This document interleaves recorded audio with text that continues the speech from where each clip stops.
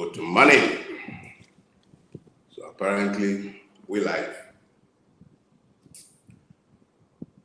But remember, actual start time remains 9 o'clock. So what we're going to be doing before 9 o'clock, let's call that one, you know the usual thing now, we call our piece. You know, like when Baba Fela one begin perform for shrine. First thing first, first of all, you go, yeah, you go talk, you go. So maybe treat them like that. So this morning, see what you want to do. If you have any friend who is completely tired of Nigeria and has decided that, in fact, Nigeria should be broken. You know those ones, my secessionist brothers, both in the East, and these ones, newly, the budding ones in the Southwest, call them, ask them to come. I particularly would love to speak to those who have embraced secession as the panacea for our multiple insanities. And when I talk about our multiple insanities, I'm sure you guys have stopped arguing that we are all the same now. Good. So we'll keep rapping like this. I enjoy the sound of my own voice. You know, when we are doing testing, mic, there is no 1, 2, 1, 2 to do, but I can at least get into the spirit of the occasion by enjoying the sound of my own voice.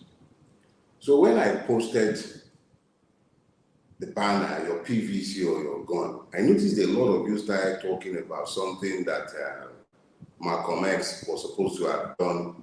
I think that was in 1966. The ballot or the bullet, something along those lines.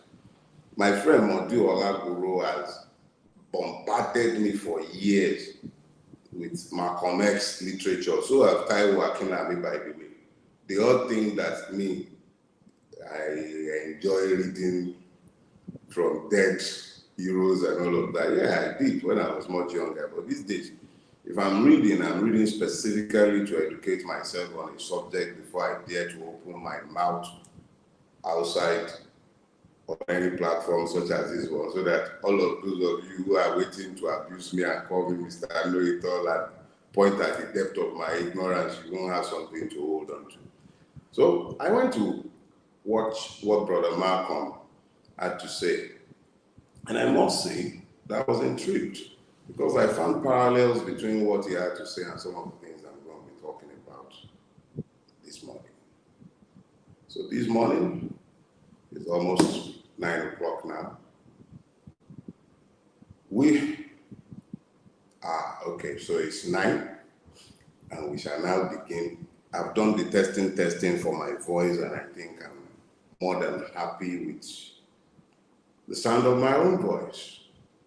So you're going to be enduring the sound of my voice for more than the usual 30 minutes that my talks usually last. This is going to be much longer. So I must warn you, if you want to ask Madame for breakfast, or if you are the Madame of the house and you would like to grab something to eat, it's a good time to go do so. Probably have someone to bring for you, or just prepare yourself that you're going to be stuck with me for pretty much an hour. I'll try to finish it here. So, what do I want us to talk about? I have pondered this issue for years. In fact, I made my last book, The Imperatives of the Nigerian Revolution. I made it available for free, and that's forever. Download it, share it, read it. Please read it. I made it free yesterday for a simple reason. I realized that if you must understand the depth of the mess we are in, which is the only time you might begin to understand your role in fixing it, you must know what the issues are. Everything I'm going to be saying to you this morning, you would find if you read the imperatives of the Nigerian Revolution. So what I'm going to be doing this morning is essentially a condensation, an adumbration, a summarization of that book, drawing on current events that were largely predicted in the book that I have now made available to you for free. Some scallywag once said that if you want to hide knowledge from the black man, put it in a book. It pains me to say that they are right, but it is my hope that by the unrelenting efforts of some of us documenting these things, don't make any mistake about it. I'm not speaking just for you who is watching me in this generation. Malcolm X wasn't as conceited as I am. So when he was speaking, I believe in 1966, and he was speaking to the bullet or the ballot, he wasn't speaking understanding that the like of me would one day be referred to his work. I speak in the knowledge that your children's children will listen to what I have to say today. And they will find it resonating in their spirit, hopefully not from places of regret, because the truth never dies. I hope it's from a place of affirmation of the courage you guys found to eventually found a country, because you don't have one right now. I've given you the contextual basis for what I want to discuss this morning. Let's now narrow it down to the specifics. Your PVC or your gun. What do I mean? I'll explain. Nigeria pretends to be a democracy. In its determination to keep up this pretense, this lie, it affords you votes. But it then do everything that it can, both institutionally as a state and through its several agents and agencies, including the ruling crowds and their enablers, to devalue the quality of that vote. It devalues it by disconnecting you from the issues, because the APC is the PDP, the PDP is the PP, poo, all the same. So because it does this to you, you become disconnected from the process and you tell yourself nothing will change, even by votes. And then they raised your hopes. 2014, 2015, when in the vapors of illusions enabled by a corrupt press, a gullible, malleable, uninformed, politically ignorant, impoverished electorate, they sold you the illusions of a Buhari change. And you bought it, hook, line, and sinker. Both the certificated idiots, I'm sorry to say, no insult intended, but that is an apt description of those who believed that a Buhari who left power 30 years before was somehow going to come back and get rid of the thieves who have supported him to gain power, and then he will do the things you, in your dreams, were imagining. Naira to dollar will be 1 for 1. They sold you illusions and you bought it. You bought it because you were not victims. You're largely accomplices. And Buhari emerged. We are here 7 years later. 7 years later, we haven't learned anything. We've learned nothing 7 years later. People are still distracted by several illusions, as if personnel changes would save Nigeria. So we're talking again, go and get your PVC, go and get your PVC. Even I who didn't vote in the last 2 elections, I've been telling you, go and get your PVC. And yes, some of you have pointed to me the seeming contradiction in the position position that I have taken. But it's a lot more nuanced than that. When I tell you to go get your PVC, I am saying to you, assert the last vestige of citizenship that they are obliged to have called to you. If Nigeria must continue to pretend to be a democracy, it will be because you carry a vote. As long as they still give you a vote, it continues to tell the world and you that it is a democracy.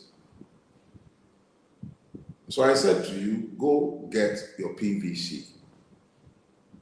So go get your PVC. I'm saying it to you not because I'm deluded enough to believe that your votes would count if you do not count.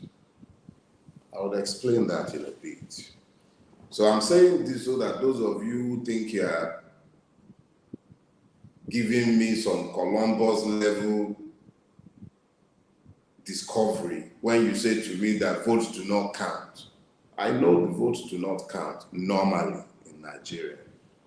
But I'm saying, let's flip the game. There is a way we can flip this game. I've talked about it and I'll come to it, but I don't wish to be derailed. Now, why do I say get your PVC? And then of what use is it if I have also equally admitted that it is of no consequence in the Nigerian space? I say get your PVC because getting your PVC means that you've taken a position one way or the other. Because the other way, which is the gun, and which I'll come to shortly, would prevail if the first do not. What is the gun? If you live in a society where injustice is systemic, planned into the body fabric of the state, where the law do not rule, where it is impunity that governs the exertions of men, a place like Nigeria, where an Abaki, Kyari, is the law. He has the capacity to execute with impunity. He has the capacity to expropriate the properties of those he had labeled criminals. He administers impunity on behalf of the government and on behalf of the privileged members of the society. When you live in that kind of society where the law does not rule, and it is evident that there is no citizenship, it is quite evident and clear that the only way you get your right is by exertion of violence. What then happens is that you legitimize violence, which is why I said your PVC or your gun. Now,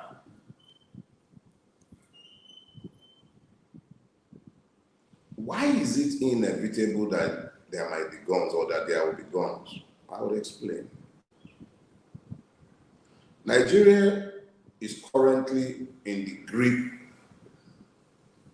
of a Fulanist agenda.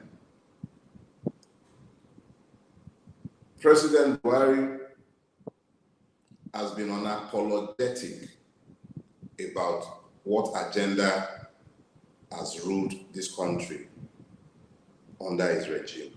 No, he has no apologies for anybody. All you have to do is look at the security architecture of Nigeria. All you have to do is look at the persons persecuted as terrorists and those to whom impunity have been extended. Look to the reason why the Nigerian state has failed woefully in the whole of the Northwest and the Northeast. how the bandits, quote and unquote, have come to rule territories in Nigeria. Let me share one story with you. And this is a true story. I'm sure I can back this up because it's a true account that I read. So there is this farming community, I think somewhere in Isiekiti. So I'm not too sure, but they plant rice. So this farmer narrated our experience. What was our experience? They've had a Fulani settlement in the village for ages, for decades. The Fulanis will come after the planting season and they will graze on, after the harvest, they will graze on whatever was left. The cattle will graze on it. They will pay, sometimes they pay the farmers. Yes, they pay the farmer, but it was a trade-off. As the cattle were grazing in the rice paddies that had become vacant, now I believe it will be closer to the dry season when they were not planting. Anyway, they've harvested. So the cattle will graze, they will drop their crop, which fertilizes the field. So it was a symbiotic relationship. These Fulanis had settled there for years. Sometimes they will go, sometimes they will come back, but they were known. And then some years ago, probably this was before Buhari came to power, just before, I think around 2013, 2014, these Fulanis came to this farmer and told this farmer, oh, they were leaving. And the farmer asked, why are you leaving? He said, no, these new Fulanis that are coming into this area, they mean trouble. So these Fulanis who were always there, they left. And this new crop of Fulanis, they didn't speak English. They spoke nothing but Fufude and French. And these ones were more violent. They were observing of no laws, respectful of no culture. But they acted with impunity because nobody would dare to touch them. And then the Buhari years came, and these people became more brazen. And when they were arrested, they would be released. But the instructive thing to note is that the native Fulanis left.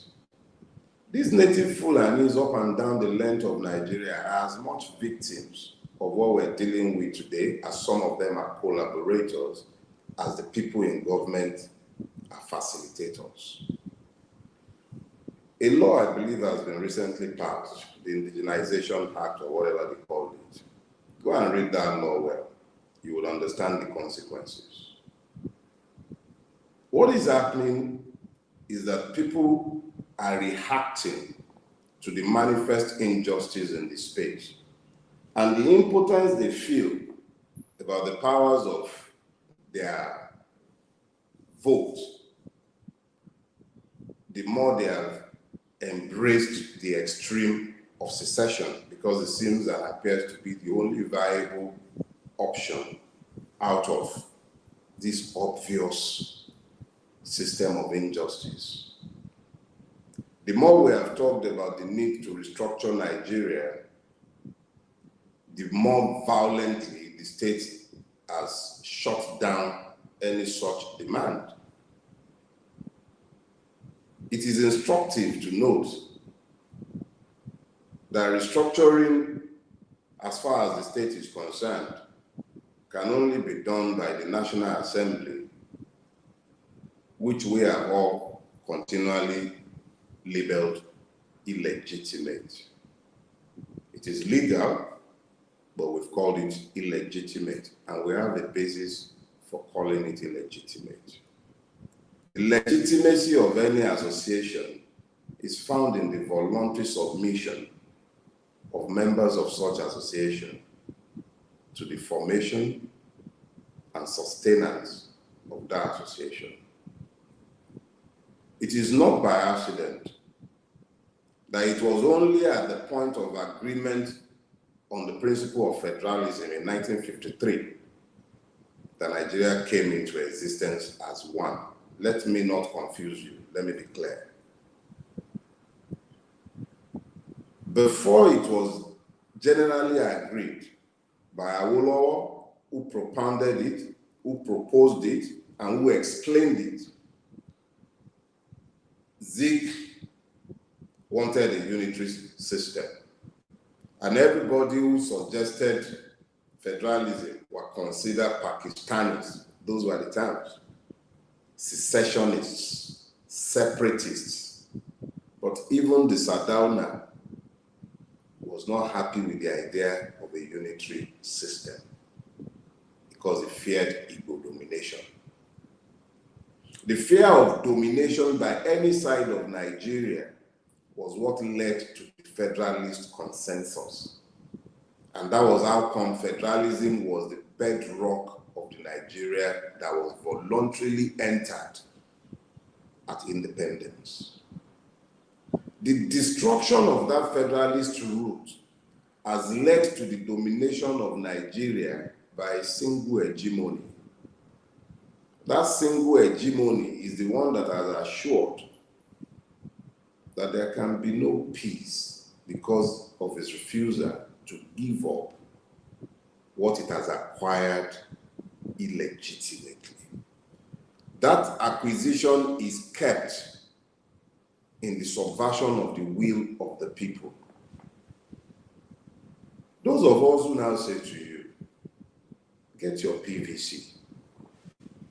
At this point in time, we're saying so because we know that it is the halfway point between you deciding to exercise your will as the citizens that they pretend that you are, or you sitting by as a victim whilst continuing to legitimize the grievances of those who demand separation. So I'm saying to you, your PVC or your gun. Get your PVC. Get it in the understanding that it is when you vote for the change that you desire, that you believe Nigeria needs urgently. You getting your PVC and then moving away from ethnicity, moving away from religion, move away from all of those and deal with the substance of the issue. What are the issues? I'll tell you. One, Nigeria must be restructured. Must. All this talk about Southern President, yes, Southern President as a matter of equitable justice. But Southern President who is talking restructuring, that I believe is an Igbo president, not just talking restructuring, have a program for restructuring. Connect us to the process. If they do not connect us, let us connect ourselves by first of all acquiring our PVC, which means that we have diluted the voters' base. Let's add at least about 5 million, 10 million, 20 million to the voters register. Then issues become easier to canvass in the midst of that, because let's deal with that PVC. The system wants you to believe that it's useless. Even we have talked it down and labeled it useless. I'm guilty of that. But is it really useless? If it were to be so useless, why are they paying you to vote one way or the other? Why are they paying? Why are they bringing thugs to disrupt the electoral process? Why? Why do they care to share gari, rice, beans, akara, and all of that to you?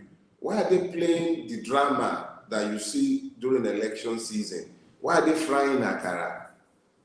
Why are they eating boli with you? Because they know that for them to be able to sustain the illusion of democracy, they must connect you somehow. But the way they connect you, they want to be able to control the connection. That is why they are inducing you with one thing or the other, or they are helping you to believe that your vote is useless. The vote is only as useless as you make it. The vote is only as useless as you make it. If 20 million of you would dare to either find your voter's card that you had abandoned and considered useless, because I know several of us did not vote.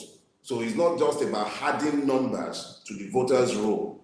It's about connecting you sufficiently to the issues as to enable you to decide that I want a change. A lot of you have asked me, so who should we vote for? They are certainly not voting me. I'm not running. So let's get that into our own heads first. But here is what you are going to be voting. We can, if we mobilize ourselves sufficiently around the issue, become a formidable voting bloc that any political actor will find it possible to ignore. Who are the political actors this time around? Those interested in advancing agenda and those interested in amassing wealth. Those are the two classes of political actors that are dominant in our space. Those interested in advancing agenda, they are largely coalesced around a Fulani Islamist agenda. That is the dominant agenda that is in the political space in Nigeria. This dominant agenda already has a head start on everybody else. It's got a constitution that is founded on its desires. Let's call it a virus. It's the virus of feudalism. The virus of feudalism is rooted in feudal cultures. There were two in Nigeria, two feudal cultures, the Fulani hegemony and the Kanem Borno hegemony. The two were always feudal in their outlook. And these were the two that the British, coming from a feudal background that moved into monarchy, were familiar with and found easy to work with. That explains why indirect rule was a resounding success in northern Nigeria, because that was the dominant hegemony in the space. I've explained this ad nauseum in the imperatives. So this hegemony that has a constitution standing behind it has spread. What does it? It's not really about a tribe, it's about a class. When you look at it in terms of tribe, you miss the point. It is distractive when you begin to think of it as a tribal thing. It is a class thing. The Fulani feudal system was always constructed to favor the overlord. Those are the emirs, the district heads, and all of those. It favors them. But the peasantry required to maintain the feudal order were equally allowed impunities in the areas where these hegemonies exerted. So you find that by the time we started this current experiment at democracy, the first set, especially in the Southwest, were connected to the people and found validity for their position in the people. But by the time the second set were coming, that was when the Obasanjo moonslide happened in 2003.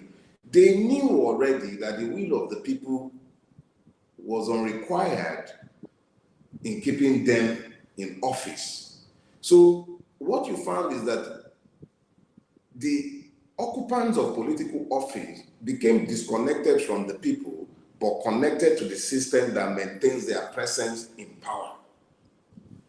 This disconnect meant that very quickly, those who were subservient to federal might, which is essentially centralized control, became the ones that were preferred in the states generally. So the virus of feudalism quickly jumped from the northwest, the northeast. It jumped all over Nigeria until today, where when you listen to my brothers, especially my Biafran brothers, demanding separation from Nigeria, when you distill the argument, because you cannot deny the grievances, what you hear is, yes, we are not ruled by Fulani. Our governors are Igbos as well, but they are slaves of the Fulani. And I ask myself, so if these your governors are slaves, quote and unquote, of the Fulani, what about the people in the houses of assembly? What about your House of Reps members? What about your senators? What they are missing is that, as imperfect as this fraudulent constitution is, as fraudulent as the electoral process might be prone, our own disconnect and refusal to take responsibility for the choices we make, where we allow ourselves to focus solely on PDP or APC or AD as the or AC as the case was, where we've allowed ourselves to embrace this bipolarity of political choices, it has validated a fraud. Why aren't we asking, instead of asking who to vote for, why aren't we asking what to vote for? Why is it beyond our ken to, in the knowledge of what we know, which is that, okay, I did say that I was going to take my time this morning, so let me take my time in that direction to explain it. So you've got a feudalized democracy where the people are unconnected to the system because they don't expect changes from the system, where the rulers are disconnected from the people because they also don't believe themselves responsible to the people. And yet, a madman like me is telling you, go get your PVC. I'm telling you, get your PVC because your PVC is the alternative to the gun. The human spirit rebels against injustice. It's instinctive. If you unjustly whoop a child, that child will probably weep and cry for much longer than he or she would have cried if there was good reason for the punishment inflicted. So the human spirit instinctively and reflexively rebels against injustice. When the justice system has also now denied justice consistently, it legitimizes any form of resistance. So those of us who keep telling you the gun is silly, yeah, we'll keep saying so because we believe it to be so and we know it to be so. But by the time the only recourse that is left to those who will not accept injustice is to take up arms against the oppressive system, anything we have to say becomes nothing but Dogon Turinchi. So you can speak to the illegality of the demand of the secessionists, or you cannot deny the legitimacy of the grievances. It is undeniable. It can't be wished away.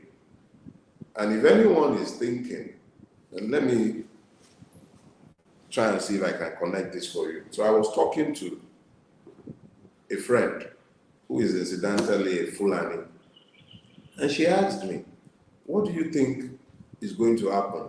This was about almost a year ago now. It was in October last year. And I began to explain how I know as a fact that if we do not reform urgently to allow the rule of law and justice, there will be war. And she flared up. She flared up. She said, why do you always think that everything must happen the way you think it will? That even if 10% of Nigerians will die in that war, but that at the end of the day, what will change? And it gave me a glimpse into the thinking of those who believe that they can maintain and sustain the current system. And what I saw, which is what has always troubled me and eventually led me to decide that I should have this talk. What I saw was the arrogance of power, the hubris that believes that it can force its will even when it is found on injustice. This hubris leads people into believing that they can impose an unjust peace and have peace. Northern Ireland persisted. The problem in Northern Ireland, I think they call it the Troubles. It persisted for generations because of the underlying grievances and the pains of the injustice felt by the Republicans. Philip Effiong told whoever it was he gave the instrument of surrender, treat these people well, or their children will rebel against you, something along those lines. He wasn't being a prophet, he was simply telling the truth. If you don't give justice, there will be no peace. The Civil War, which was very uncivilized, ended over 50 years ago. There's still no peace because there hasn't been justice. The ongoing land grab of indigenous land in Nigeria, with the silence of the Nigerian state and its agencies, the extension of impunity and immunity to cover the perpetrators of this crime, the attempt at changing the demographics of vast parts of southern Nigeria, the middle belt of Nigeria, which some people imagine might be sustainable, would not be sustained. It might come eventually at the cost of perpetual warfare in the Nigerian space. But your PVC can halt this process. And that is why I'm asking you to get your PVC. It can halt, not might, it can halt this process. If you have your PVC and we begin to identify candidates and parties, as bad as the situation is, this system threw up a Soludo in Anambra. This system threw up a Soludo. At least, hopefully, it will prove the naysayers wrong, or you cannot speak to any defect in the quality of candidates that has emerged through that defective process. Soludo has an opportunity to show a different path because the people cared. The voters' apathy is real, but that apathy might be the path that will lead you into having to get the gun you do not desire to pick, because the injustice is very real. It is systemic and it is very, very real. Let me bring it closer to home, Lagos State. I live here and I've lived there since 1985. I've known no other place as home. This is my home. So let me bring it to Lagos State. If you people would dare to go and harm yourselves with your PVC, and you move beyond the self-flagellation that we are always having online, which has bred nothing but contempt for us by the rulers of this state. Contempt in the extreme. Few months to election, the arrogance of power will lead the powers that be in Lagos State to declare that they are reopening the toll gate on top of Lekki-Ikoyi Bridge. Without that toll gate being reopened, we have had gridlocks, perennial gridlocks on that bridge. Now they are bringing the toll gate back. I'm not going to speak to the obvious criminality of those involved. I say criminalities. I'm not going to speak to the fact that nobody has done anything about the white paper that attempts to whitewash their crimes. But few months to the election, they are going to reopen the toll gate. Papa must be funded. Let me be clear. You can will or you care. They know you don't vote. They know that on election day, you'll be busy writing analysis and analytics on the internet. So they don't care about your analytics. He was one of them, Vinige or whatever his name was. You know what he said? I was watching that video. I posted it online yesterday. He's a member of the APC, I think from Amuwo or something. The guy says, very eloquent Yoruba proverb, by the way. He says, that means the person who has the goat tethered knows that he's obliged to feed the goat. They've weaponized poverty against all of you. And that does not necessarily mean they gave you money. They led you to accept that your votes do not count. So you people stop voting. And then they'll bring talks to areas where they believe in the beliefs and those ones who traditionally ask questions of rulers. And they scatter it. So in the midst of your apathy, their arrogance has become palpable. They don't expect to be punished with your votes. The depth of content exhibited by that hubristic decision to reopen the toll gate is sufficient to tell you just how much contempt they have for you. That contempt is multiplied across Nigeria. Lagos is where all of you woke fools live.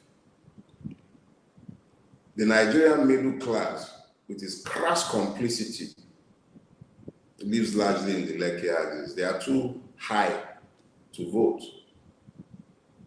They don't vote, even when they have their PVC. Perhaps it's time to reconnect yourselves to it.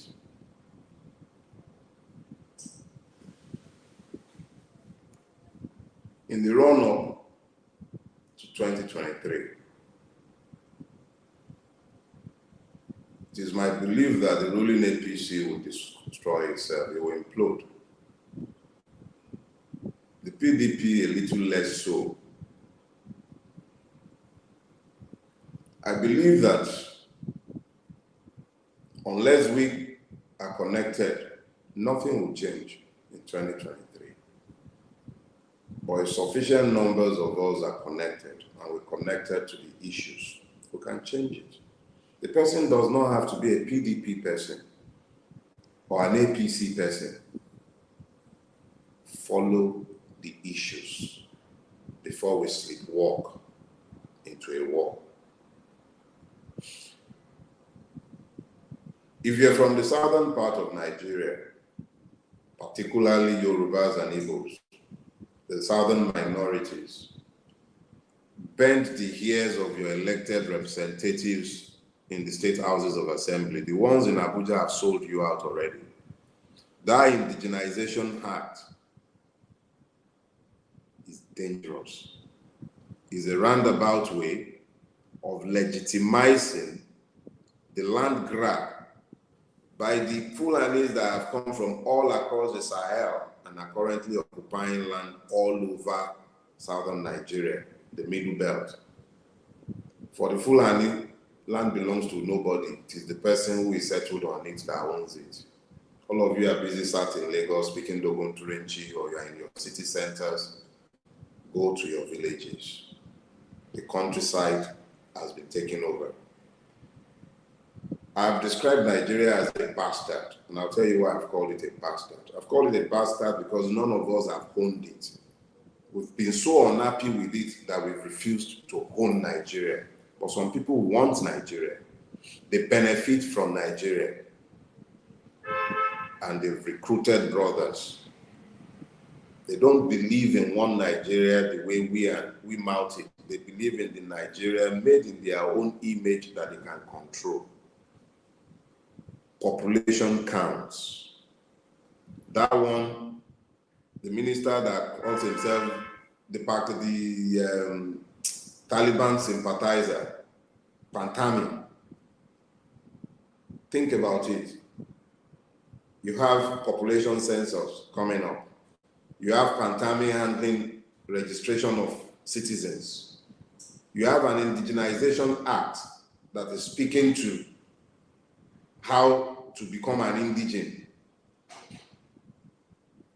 The Malian Fulani, the Guinean one, the one that came from Central African Republic, the one that came in from Timbuktu, the ones that somebody like Ahmed that will tell you that it is they, the person whose father walked across from Mauritania, that will determine the rulers of the one Nigeria that has been created fraudulently. Think through all of this when you begin to think of what to do with your PVC. It's not about persons. Awaken yourselves to the issues so that we do not sleepwalk into a war. If Southern person becomes president in 2023, it changes nothing. Hear me, it changes nothing. If anything, it consolidates what has been grabbed under Buhari. So if you are still focused on, it's not a Southern presidency issue. It's a constitutional issue. It's about the choices we are making. What are we voting for? Not who. What are we voting for? Whether you vote or you don't vote, an election will happen. Somebody will be declared the winner. From councillor to local government chairman to whatever. There are people there today. The fact that I did not vote changed nothing. So let's change the narrative. What are we voting for? One of the things you need to be voting for is an unbundling of Nigeria. Anybody merely campaigning to say he wants to become the president of Nigeria without telling you what he intends to do with Nigeria is fraudulent. He just wants to be the one managing the stealing franchise. Anybody telling you he wants to be governor without telling you what he wants to do first with unbundling Nigeria that correlates with what the person you want to vote for president is saying, you're wasting your time. Ditto for senator, ditto for House of Assembly, because if we do not grasp the fact that we have to deal with issues, we'll soon be dealing with guns. I'm not here to scare you. I'm a pacifist. Don't believe in wars, but it changes nothing. Wars happen anyway. But at the foundation of every war, you find grievances. These grievances are either legitimate or illegitimate. There are several legitimate grievances in Nigeria fueling the conflicts that have overtaken our land. It has manifested in several ways. It's shown up as religion because people have been religiously brainwashed. But it is found in the legitimacy of the grievances. The banditry that you speak to in the north is a function of social factors, hunger, desertification, injustice, impunity, name it. They are reacting. It's a form of revolution as well. It's just uninformed. But it is the rich, the perceived to be privileged, who are the first line victims of the monsters they have created. And then they run away. And then they leave the poor peasantry to be dealing with what they are now glibly calling banditry. It is in the impunity that has been allowed to thrive that this madness has thrived. But it's gone global in Nigeria. If you're talking to banditry, what are you going to say about the MC mushroom pickings of Lagos? What are you going to say about the Tokyo and auxiliary in Oyo State? And I'm sure they have several in other parts of Nigeria. The state allows impunity because it is itself unanchored to law. If we don't change the game by connecting ourselves to the issues, getting our PVC, and then determining that we will do different this time around, we will look beyond personnel changes. You're talking to me in Lagos about wanting to be my governor. What are you going to do about these toll gates? What are you going to do about water? What are you going to do about schools? There is a need for massive reconstruction of the public school systems. Transparently, not these, you spend 20 million, you budget 200 million. Transparent, massive reconstruction. Primary school education, the educational system in this state has collapsed. It's become privatized almost completely. They will deny it, as they always have, but it doesn't change the truth. Even your megads, their children go to private schools now. How many people can visit our public hospitals? How many? Compare the population and the availability. So we have to move beyond persons. Let's vote issues. This can't be a one-day conversation. It's impossible. It is an ongoing conversation. And as I have said, starting out, the imperatives of the Nigerian Revolution is available for free download. I've posted this on all my platforms. It's a Google document. Feel free to share it amongst yourselves. It's a more elegant explanation of pretty much the same thing I've tried to explain to you. And it probably will not be ranting because I was forced to consider my thoughts before putting them down. I'll suggest you download it. Find the time to read it. You cannot be disconnected from what is coming, because if you do not connect yourself by your PVC, you will be connected by the guns. There can be no peace in the absence of justice.